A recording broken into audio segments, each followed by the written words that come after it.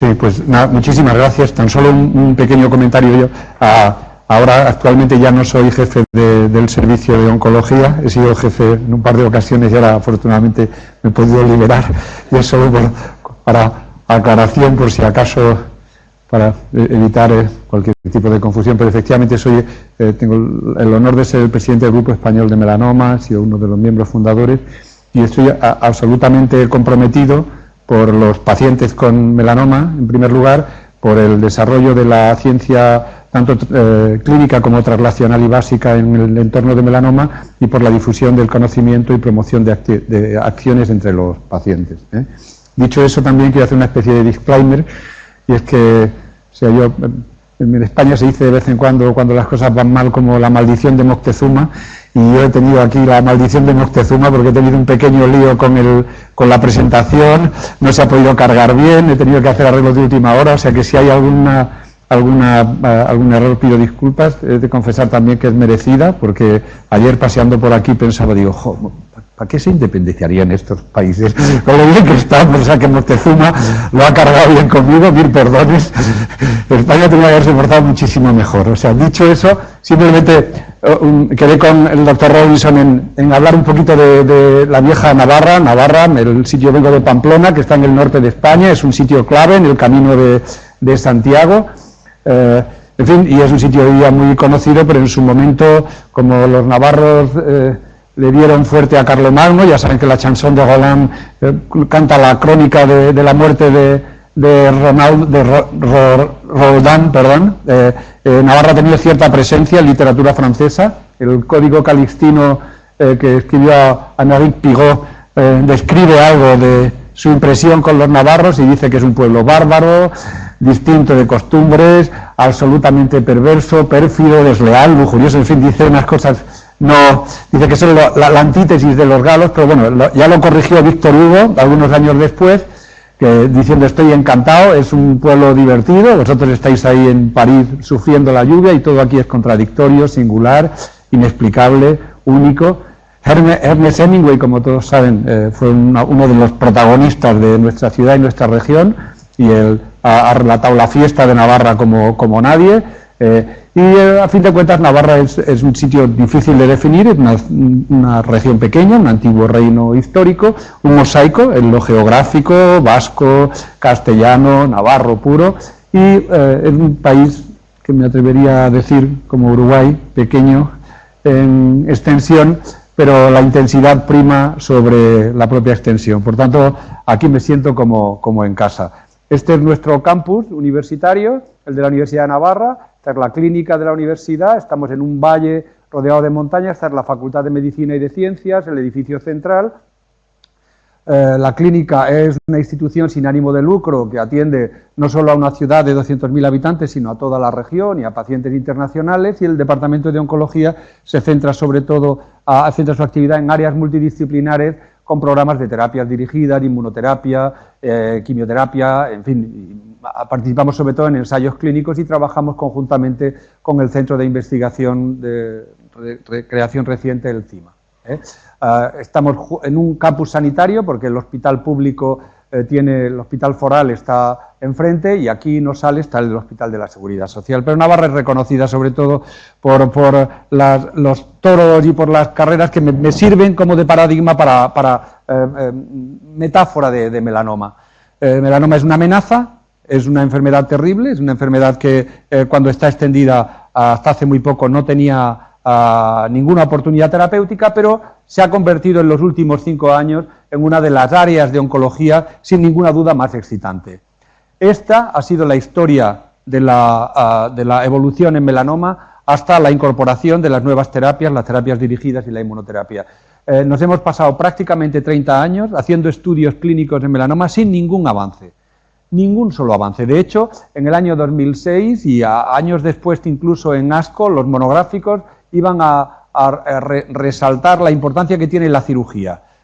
No os olvidéis, nos decían a los clínicos médicos que la cirugía puede curar el melanoma y que por tanto hay que reposicionarla. Hay que volver a poner la cirugía en primer lugar, independientemente de donde esté la enfermedad, hay que operar. y los conocimientos básicos no iban más allá de la clasificación, por lo menos la trascendencia de los conocimientos básicos hacia los clínicos no iba más allá de la clasificación en melanomas de extensión superficial, nodular, léntigo maligno y acral. Pero como decía, en los últimos años ha habido avances considerables en el conocimiento tanto de la biología molecular de melanoma como los mecanismos de respuesta inmune, y esto ha permitido la incorporación de nuevos fármacos que han cambiado radicalmente los algoritmos terapéuticos y están cambiando a tal ritmo que es que casi no los podemos establecer. De hecho, hay fármacos activos que no están todavía incorporados aquí en Uruguay, no están tampoco incorporados en España, pero que es indispensable que los conozcamos y sin ninguna duda que hagamos todo lo posible por tenerlos rápidamente a disposición de los pacientes. Ha sido clave esta actitud para conseguir que haya un mayor número de ensayos clínicos. En España hemos pasado de no tener ni un ensayo clínico de melanoma o muy pocos ensayos clínicos a que no hay ahora mismo un buen ensayo clínico en melanoma que no tengamos, y yo creo que no es merecimiento de España. También Moctezuma, si me estás oyendo, tráelos a Uruguay y a toda Iberoamérica, por supuesto. Y además es muy relevante porque la información de melanoma es extrapolable a otras neoplasias, no es una ventaja terapéutica específica de este tumor, sino que sin duda alguna se van a beneficiar otras áreas, como está pasando en cáncer de pulmón o cáncer genitourinario.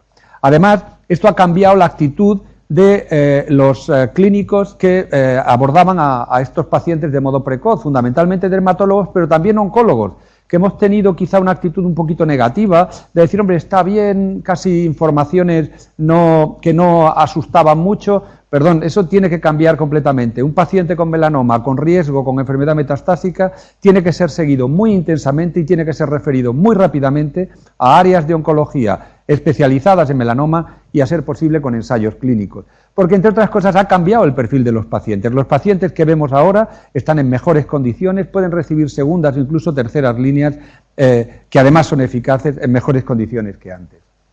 ¿Dónde empieza esta historia? Sin ninguna duda, a mi juicio, esta historia empieza en esta publicación seminal del año 2005 en New England Journal of Medicine, en donde el grupo de Boris Bastian dicen, oiga, la clasificación de melanoma tiene que ser distinta y tiene que ser molecular.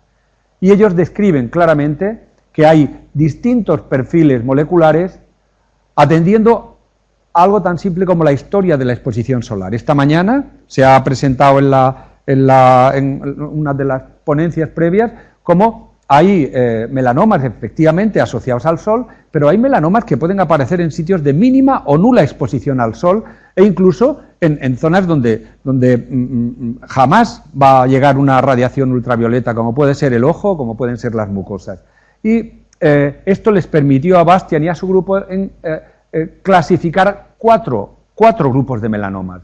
Melanomas de exposición en áreas de exposición solar intermitente, que son los más frecuentes, que tienen además una alta presencia de mutación BRAF, melanomas que están en zonas de nula exposición solar, como los de mucosa, que no tienen prácticamente presencia de BRAF, la presencia de mutación BRAF es nula, pero hay una cierta frecuencia de mutación KIT, como se mencionó esta mañana, y después áreas de muy poca exposición, como son las áreas de melanomas acrales, que tienen también BRAF muy, muy raramente y más frecuentemente KIT, y después áreas de exposición solar crónica que tienen prácticamente en un porcentaje muy alto exposición de KIT. Es decir, hay distintas vías moleculares, decían ya en el año 2005, que pueden permitir, y estos hallazgos pueden permitir el diseño de futuros estudios y pueden sugerir la presencia de otros factores e identificar otras dianas hacia las que tenemos que tratar.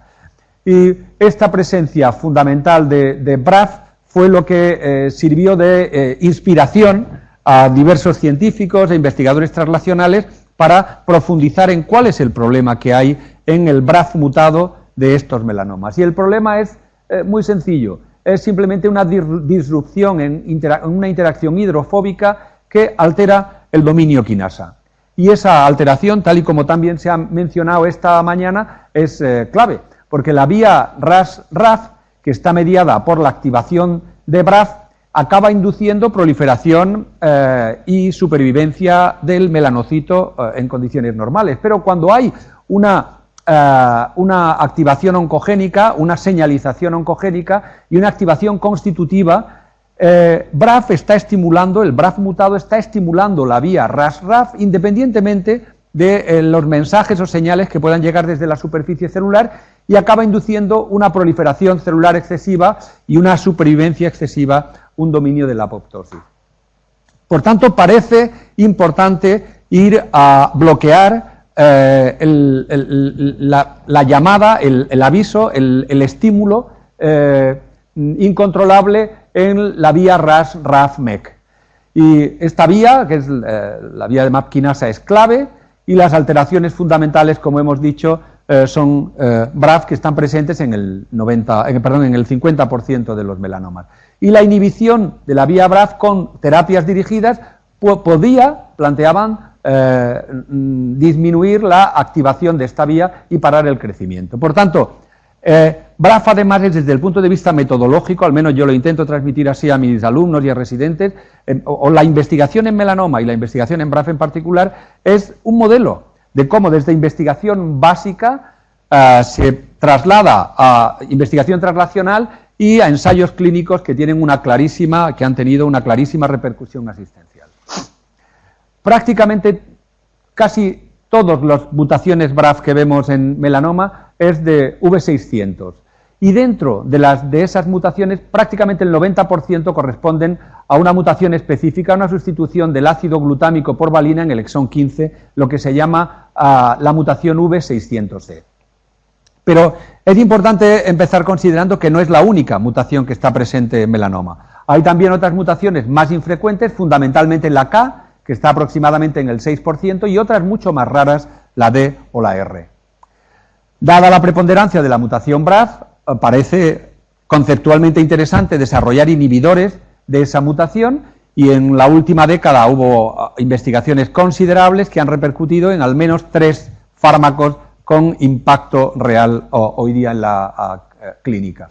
El primero de todos fue un fármaco del laboratorio Plexicon, el PLX 4032, también llamado RG7204, que fue desarrollado por una vía de aproximación de estructura guiada por una optimización química, que vieron que se ligaba directamente al BRAF V600 mutado, que tenía un nuevo mecanismo de acción no descrito y que bloqueaba la vía constitutivamente activada y, por tanto, paraba la proliferación y la promoción celular.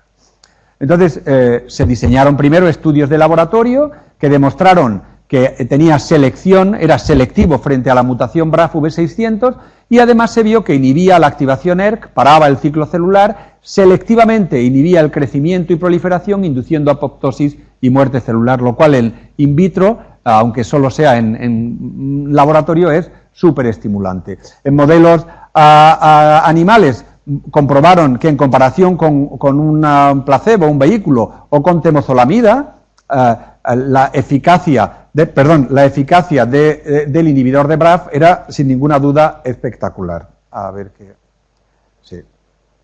Sin ninguna duda espectacular, como decía.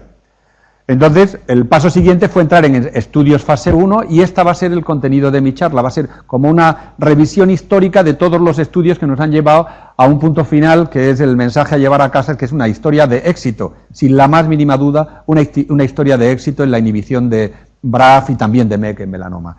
El estudio fase 1 incluyó un momento de escalamiento de dosis, 55 pacientes con tumores que no todos tenían la mutación BRAF, que en ese momento ni siquiera se hacía rutinariamente, eran tumores en los que se sabía que podía haber mutación BRAF. 49 pacientes eran con melanoma y 3 eran tumores papilares de tiroides porque se sabe también que es muy frecuente la mutación BRAF. Los endpoints eran, por supuesto, de farmacocinética y farmacodinámica y identificación de dosis máxima tolerada.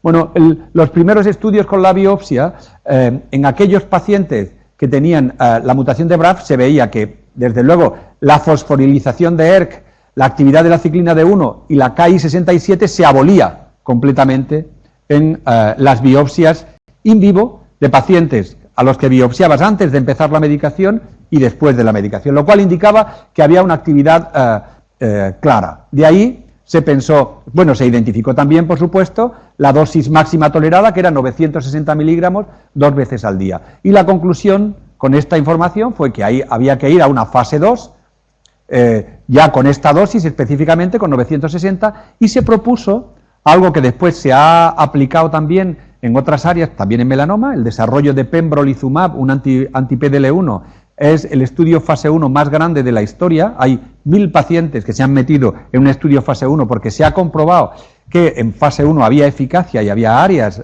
dentro de los contenidos de fase 1 que se debían de investigar. Pues aquí ya se dijo, oye, tenemos que hacer un estudio de extensión en fase 1, mientras que sale el fase 2 a las dosis recomendadas. Y estos resultados, yo solo contaré como anécdota que yo los vi como un póster en el ASCO 2010, Igor Pusanov, y vi que había un chico ruso gigante delante de un póster que decía melanoma así, antes de empezar el tratamiento, y así, después del tratamiento, y yo le dije, pero bueno, pero ¿nos estás tomando el pelo? Que no, que es verdad. ¿Cómo va a ser verdad? Pues entonces tenías que ser un oral. Es que no ha dado tiempo. Bueno, pues si es verdad, fírmame el póster y hazte una foto conmigo. Y allí lo tengo como si fuese una memorabilia. Pues sí, el estudio de extensión fase 1 demostró un 81% de respuestas no confirmadas. Y las respuestas eran tan reales que acabó siendo un estudio fase 1 publicado en New England Journal of Medicine. Son poquísimos los estudios fase 1 que están publicados en New England en un intervalo tan breve. En agosto, es un póster de ASCO que acaba siendo una publicación monográfica y con imágenes tan absolutamente escandalosas como esta respuesta de PET. Un PET hecho, por cierto, a los 15 días de dar el fármaco. Y ya con el estudio inicial de Bemurafenib nos empezamos a acostumbrar a lo que los ingleses llaman los waterfall scale, ¿no? Los estudios en cascada, que dices, esto quiere decir que todos estos pacientes que han entrado en el tratamiento han respondido. ¡Han respondido! Eso es insólito, si eso no lo ves ni en linfomas, ni en cáncer de testículo. Y además en estadios de melanoma 1A, que es melanoma metastásico en piel o en ganglios, en 1B, que es metastásico en pulmón, y en 1C, que es metastásico en hígado, como las imágenes que habíamos visto. Y además las respuestas son duraderas. Aquí prácticamente por encima del 50% de los pacientes tienen flechita, están vivos más allá de 6 meses, que es la media de supervivencia de melanoma.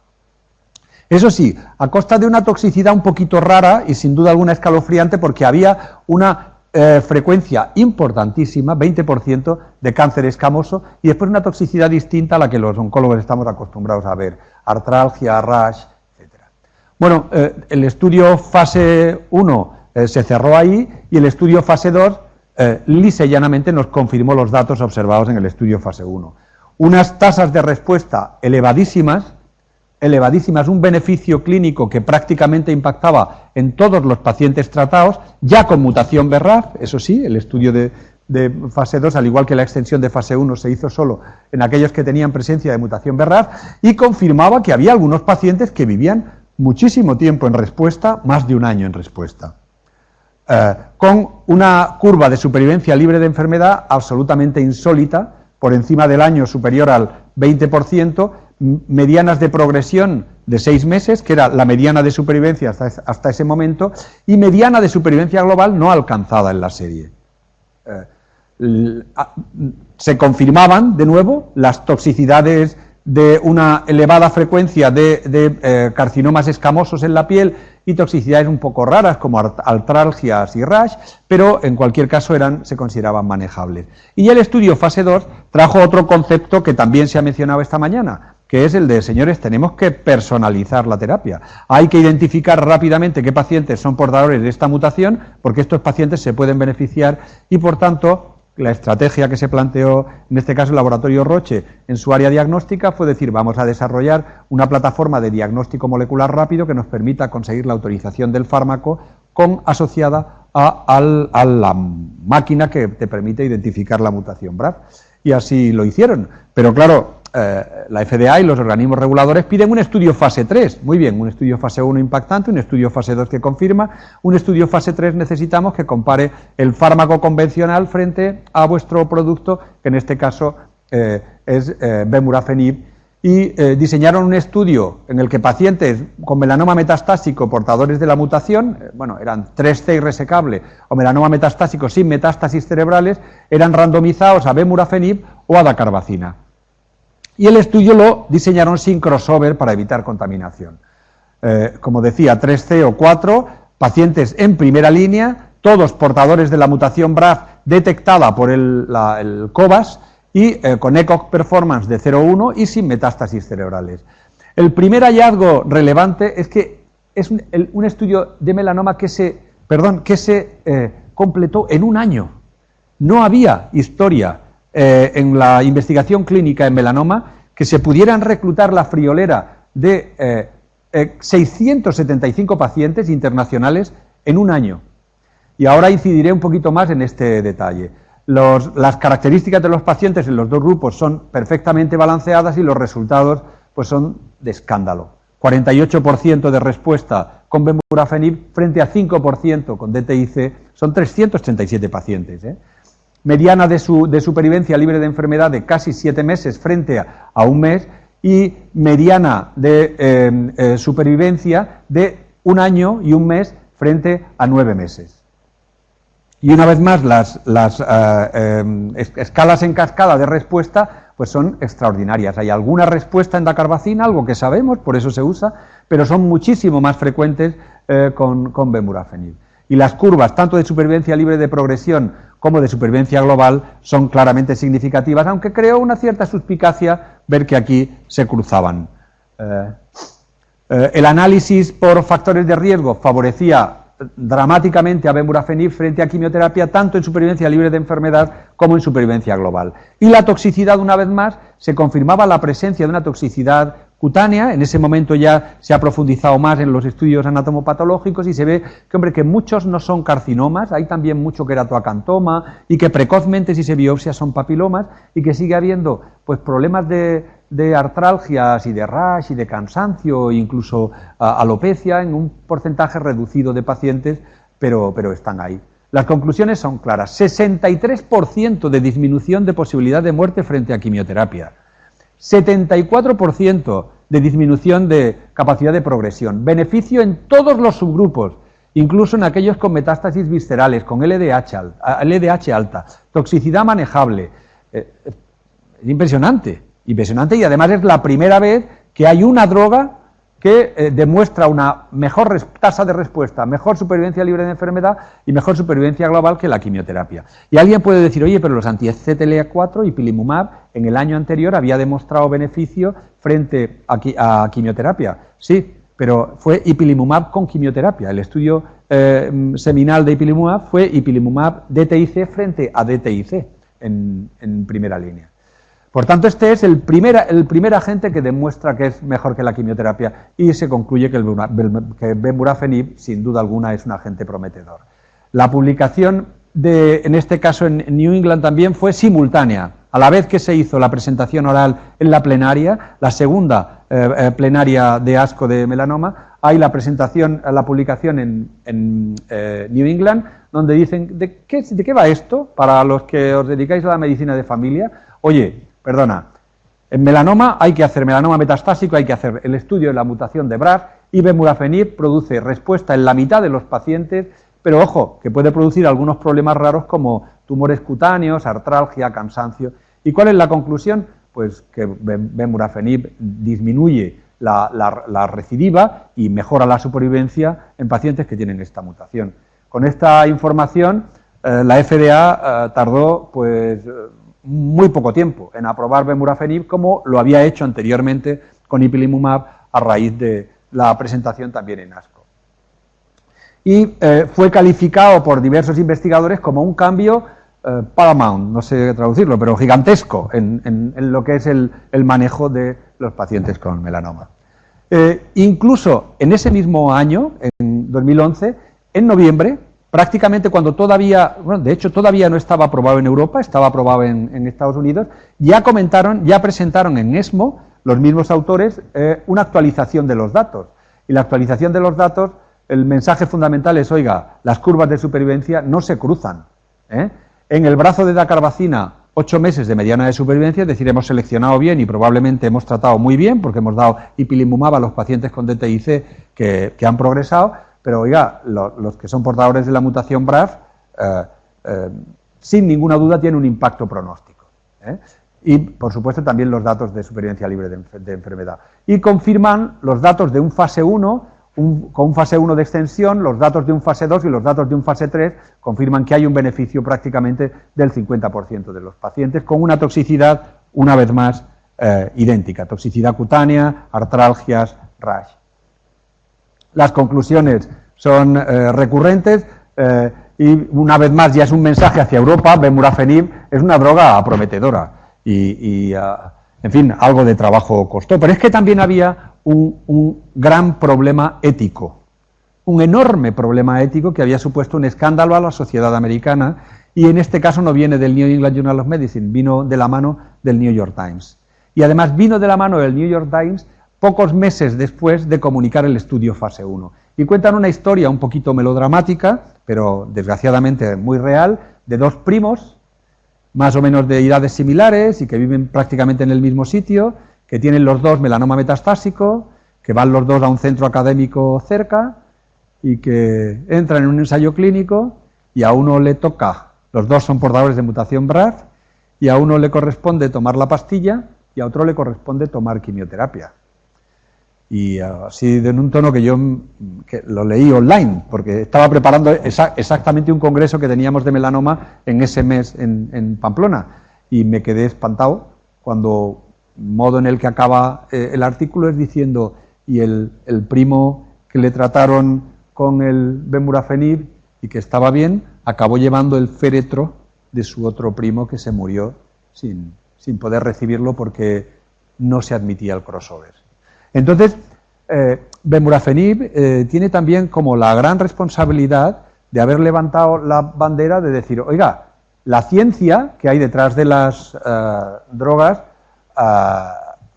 nos obliga a cambiar las reglas viejas de cómo testar. No se pueden hacer estudios así si tienes un marcador. La medicina personalizada está por encima del ensayo clínico randomizado. Además, para colmo de bienes, para nosotros los clínicos y yo creo que para los pacientes, la investigación en torno a BRAF, inhibidores de BRAF, no la hizo solo Roche.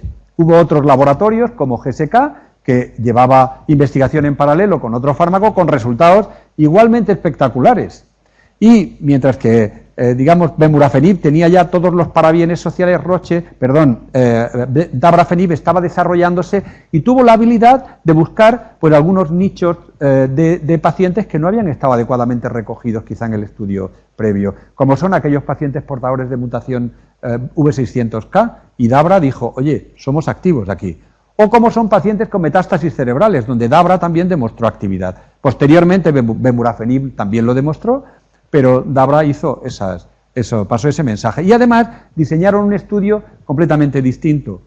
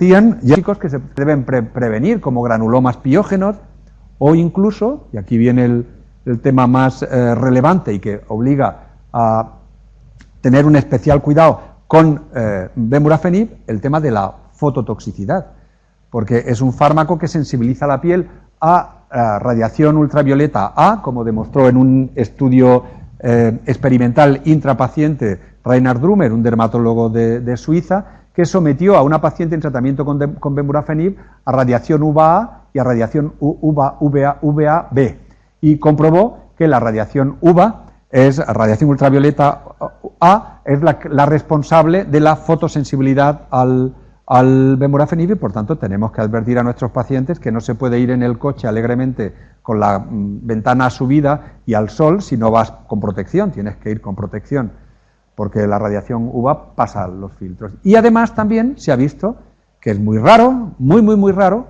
pero los inhibidores de BRAF, en los pacientes que están recibiendo inhibidores de BRAF hay riesgo también de desarrollo de otros melanomas. Esto se ha visto en bemurafenib y esto también se ha visto, múltiples melanomas BRAF wild type, es decir, no portadores de la mutación, con dabrafenib. Pero bueno, el hecho clínico son las respuestas son estas. Este es uno de los primeros pacientes que yo traté. Pero a su vez, junto a la espectacular respuesta están también los riesgos, y los riesgos son estos, son la progresión, la resistencia. ¿Cómo vencer esa resistencia? Pues también esta mañana se ha mencionado, un modo clarísimo de vencer esa resistencia es, hombre, si la inmunoterapia produce supervivientes a largo plazo y las terapias target producen grandes respuestas, ¿por qué no combinarlos? Pero la combinación que se hizo en un estudio, digamos, de aproximación en 2 cohortes de pacientes, a Tony Rivas y otros investigadores también de la costa este, vieron que la combinación directa producía una toxicidad hepática importante, difícil de controlar, que obligaba a los pacientes muy pronto, en menos de un mes, a parar la medicación por toxicidad hepática y a requerir corticoides. Lo mismo pasó en la cohorte 2 y ese tipo de estudios se han cortado. Se han cortado de modo simultáneo, se hacen y se van a hacer ahora de modo secuencial. Entonces, la idea es que la resistencia pueden venir por afectación de otras vías, hay múltiples vías, hay vías que afectan a la proliferación, vías que afectan a la apoptosis, vías que afectan a la senescencia y abren un amplio campo de combinación. Pero la más importante, sin ninguna duda, en la vía BRAF es, hay otros puntos sobre los que se pueden actuar. Hemos hablado de MEK y hemos hablado de ERK. Y con gran acierto por la industria farmacéutica desarrollaron la idea de que la inhibición de MEK podría ser un punto de abordaje que pudiese frenar la progresión. Y bueno, la historia se resume en que a bemurafenib y dabrafenib, los laboratorios responsables de estos productos sumaron otros inhibidores de MEK de su propia cartera, trametinib en el caso de Dabra y cobimetinib en el caso de Roche. Y la combinación de bemurafenib y cobimetinib rápidamente se incorporó en estudios fase 1 y lo primero que se hizo fue ver el tipo de cómo había que combinar los fármacos. Bemurafenib de modo continuo, cobimetinib, el inhibidor de MEK, en el estudio fase 1 se compara darlo continuamente, parar una semana o parar 2 semanas. No me voy a detener en los detalles de toxicidad, tan solo voy a enfatizar que el resultado más positivo fue en el que separaba el cobimetinib, el inhibidor de MEK, una semana, pero quiero detenerme en la curva de cascada. En la curva de cascada, si las de Bemu y Dabra eran escandalosas, las de la combinación son tremendas, porque aumenta el número de respuestas completas y prácticamente benefician al 100% de los pacientes portadores de la mutación. En este estudio se incluían pacientes previamente tratados con bemurafenib y, por tanto, se añade el inhibidor de MEK en la resistencia o pacientes no tratados previamente. Por lo tanto, aunque sea un estudio fase 1 y no se trata de un estudio comparativo, sí nos permite una conclusión clara y es que parece que tiene sentido usar la combinación en primera línea. Además, había largos supervivientes mucho mayores que los vistos anteriormente. Estas son las curvas de supervivencia libre de progresión, esto es la combinación en primera línea y esto es en progresión a bemurafenib. Y las curvas de supervivencia global, esto es en primera línea y esto es en progresión a bemurafenib. Las conclusiones es que cobimetinib y bemurafenib se pueden combinar a las dosis de 960 bemu y 60 miligramos 21 días de cada 28, COVID, la mediana de supervivencia es superior, aparentemente, a la de la obtenida con BRAF, y la tasa de respuesta es claramente superior. Esto acabó en un estudio fase 3, un estudio fase 2 y un estudio fase 3, y el fase 3 también fue publicado en New England Journal of Medicine, a la vez que se comunicaban también, un poco antes de que se comunicaran también otros datos de otro laboratorio. En este caso, 248 pacientes recibieron bemurafenib y placebo y 247 bemurafenib y cobimetinib, y la mediana de duración de respuesta en bemu fue 7 meses, y la de bemurafenib y cobimetinib no se alcanzó en el momento de la comunicación. La mediana de supervivencia a 9 meses era 73% en bemu placebo y 73% y 81% bemurafenib y cobimetinib. Las curvas son claramente significativas. La comparación de factores de riesgo beneficia clarísimamente a la combinación, y esta es la curva de supervivencia de este estudio, que es algo completamente inimaginable simplemente un año y medio antes, o simplemente si no se tiene acceso al producto. Bueno, ahí no me voy a detener en toxicidad, simplemente decir que hay un hallazgo de toxicidad que es extraordinariamente relevante, y es que en la combinación de cobimetinib y bemurafenib la tasa de incidencia de carcinoma escamoso cutáneo se reduce considerablemente. Sin embargo, hay un ligero incremento en alguna otra toxicidad hepática, como veremos después. Entonces, este resultado, como decía, se acompañó prácticamente a los pocos meses, en enero de 2015, de la publicación de dabrafenib y trametinib por el laboratorio GSK, con resultados que podemos considerar similares, y por tanto dejó a las claras que los estudios de combinación de terapias en melanoma habían cambiado el estándar y estaban evolucionando a una velocidad verdaderamente que nos dejaba a todos atónitos. A esta misma velocidad me he tomado la libertad de traer los datos que se presentaron en la reunión de la Sociedad de Melanoma Research, que tuvo lugar la semana pasada. El sábado pasado se presentaron datos de actualización del estudio COBRIN, del estudio de combinación de bemurafenib y cobimetinib, y los estudios de actualización nos confirman los datos que conocemos.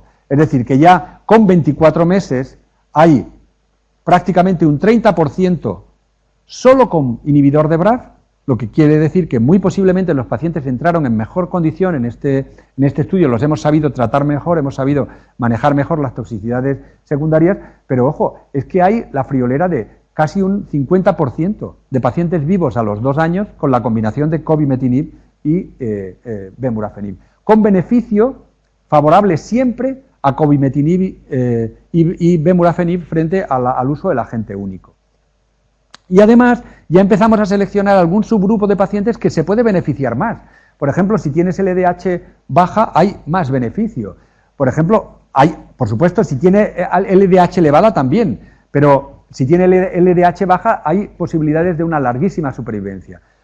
En cuanto a efectos secundarios, los efectos secundarios son frecuentes en ambos brazos, pero la tasa es muy parecida. Efectos secundarios grado 3-4, la gran mayoría de efectos analíticos, 50% con bemurafenib y 57% con cobi-bemu, si bien, como digo, la fototoxicidad es claramente mejor. En este resumen que presentó Atkinson en San Francisco la semana pasada, pues nos dice sigue habiendo bastante rash, sigue habiendo artralgias, quizá en menor porcentaje en la combinación. Hay, sin embargo, más elevación de CPK, ALT y AST, por tanto, no son fármacos que podamos tomar a la ligera y que puedan prescribir el médico de familia. Sin ninguna duda, son fármacos que tienen que estar restringidos al entorno de oncología. Y además este estudio nos ha permitido, porque han hecho análisis, por ejemplo, de PTEN y de Ki67, identificar que PTEN y Ki67 son factores de riesgo negativo que se corrigen cuando se usa la combinación. En resumen, Los datos más actualizados que hay del estudio COBRIN, Bemurafenib y cobimetinib frente a Bemurafenib solo, es que la supervivencia mediana de supervivencia es de 22 meses para la combinación frente a 17 para el agente único, y la supervivencia a 2 años es 48% para cobimetinib y Bemurafenib frente a 38% para el agente único. Por tanto, es claramente una combinación de impacto, claramente una mejoría en la supervivencia global y sin ninguna duda son agentes que tienen que aprobarse y prácticamente en el momento en que están haciendo esta comunicación se aprueba en Europa y tenemos ahora acceso, ahora mismo como medicamento extranjero a cobimetinib. Pero no quiero olvidar que también se han hecho estudios de calidad de vida y los estudios de calidad de vida demuestran que hay un beneficio global en calidad de vida, aunque haya ligeramente más toxicidad grado 3, 4 en la combinación y que hay un beneficio claro con el EORTC Quality of Life, el C30, hay un beneficio hacia la combinación.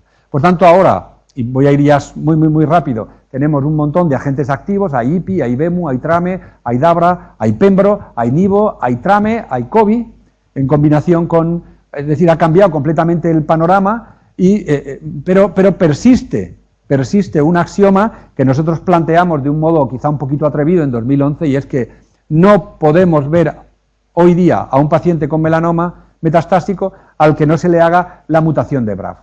Sin ninguna duda la mutación de BRAF es mandatoria, hacerla en todos. Después, cabe la posibilidad de usar inmunoterapia porque la inmunoterapia también ha demostrado ser activa. Eso ya lo veremos, pero hay que hacerla. Y hay que hacerla porque la innovación terapéutica en melanoma, después de tan solo dos avances, la interleuquina 2 y el DTIC, hasta el año 2011, del año 2011 al 2015, ha sido literalmente espectacular. Algo que sin ninguna duda nos obliga a pensar en otras cosas. Nos obliga a pensar en el tratamiento adyuvante, en la combinación de otro modo alternante, en refinar un poquito más las dosis, en buscar otros tumores en los que pueda ser activo. Por tanto, hay un cambio brutal en los paradigmas terapéuticos. Sin ninguna duda, aún hoy, la participación en ensayos clínicos es mandatoria y el mensaje fundamental, más que lo que pueda trascender hacia melanoma, es decir, hay que hacer investigación aplicada. En Uruguay hay que hacerla, sin ningún tipo de duda, investigación clínica. Hay que hacer abordajes multidisciplinares en donde venzamos los prejuicios que posiblemente tenemos entre especialidades y a veces entre profesiones, entre médicos, investigadores, biólogos moleculares, y hay que hacer investigación translacional, porque es el único modo de hacer terapia individualizada. Tenía algunos mensajes del Grupo Español de Melanoma, que se concentra fundamentalmente en servicio al paciente, pero que desea ahora como objetivo fundamental participar en estudios translacionales que permitan aumentar el talento de nuestros hospitales y de nuestros centros universitarios y después dar mejor servicio a la sociedad. En fin, pero bueno, estaré encantado de compartir esa información que no proyecto ahora conjuntamente con algunos datos clínicos con cualquiera de ustedes si quiere comentarlo después. Y nada más, muchas gracias y perdón por alargarme. Sí, por supuesto. No sé si... ¿Ah, sí?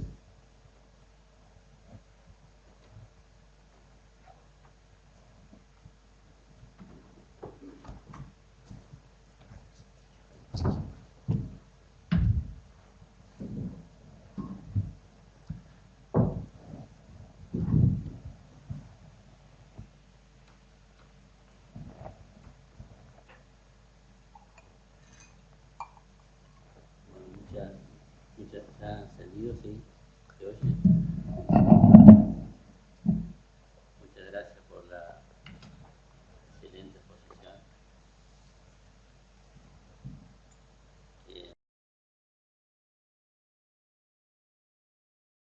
Las monodrogas y las combinaciones y buscando cuáles son las mejores estrategias terapéuticas. Quisiera saber si hay alguna pregunta, algún comentario.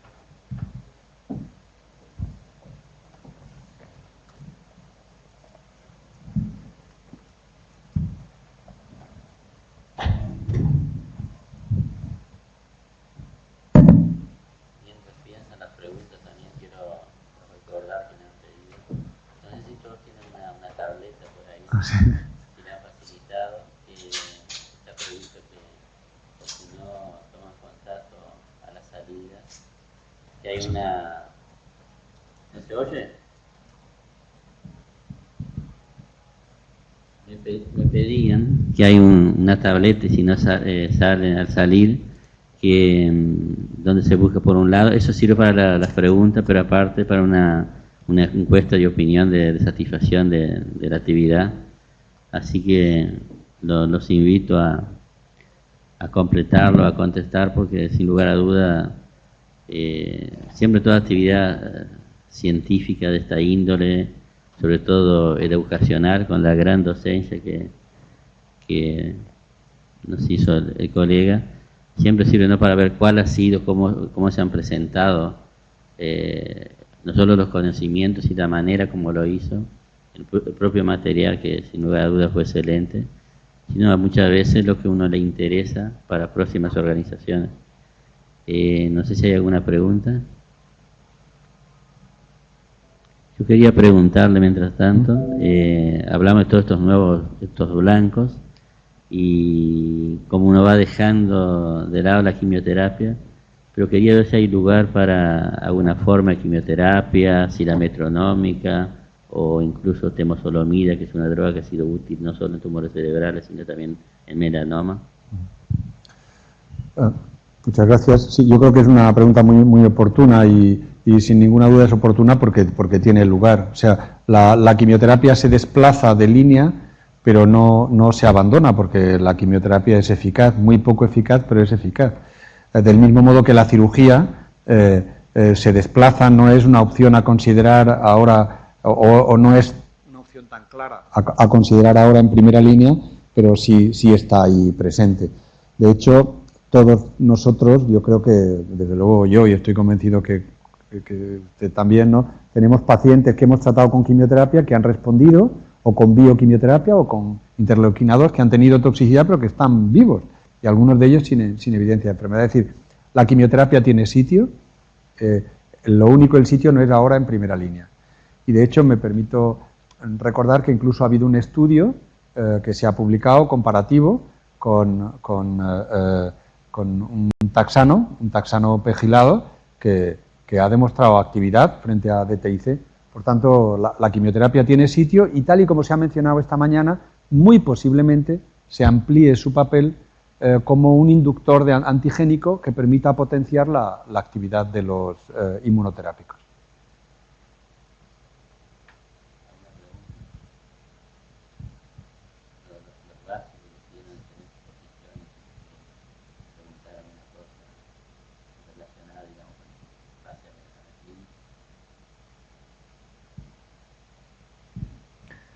Yo, si me lo permite, tan solo haría un comentario. O sea, mi presentación de hoy acababa con un logo, el logo turístico español, que es un dibujo muy bonito de Miró, en unas manchas, y que tiene por debajo la leyenda de Spain, everything under the sun, todo bajo el sol, ¿no? Pero claro, la consecuencia de promocionar el sol español puede tener consecuencias, tener resultados auténticamente nefastos, puede ser que no para los suecos, pero a lo mejor sí para los polacos o para los rusos, que ahora, pues, y lo mismo creo que puede pasar en Uruguay. Por eso, el hecho de que se haya avanzado tantísimo en el tratamiento de melanoma no quita la responsabilidad nuestra como oncólogos de educar a la población en la prevención, de animar a que se hagan los chequeos dermatológicos, que se use protector solar y sobre todo un especial cuidado con los niños. No me resisto a pasar este mensaje porque parece que como si fuésemos usuarios de fármacos. No, nosotros no somos usuarios de fármacos, somos servidores de pacientes y el mejor servicio, claro, es la prevención siempre. Eso es.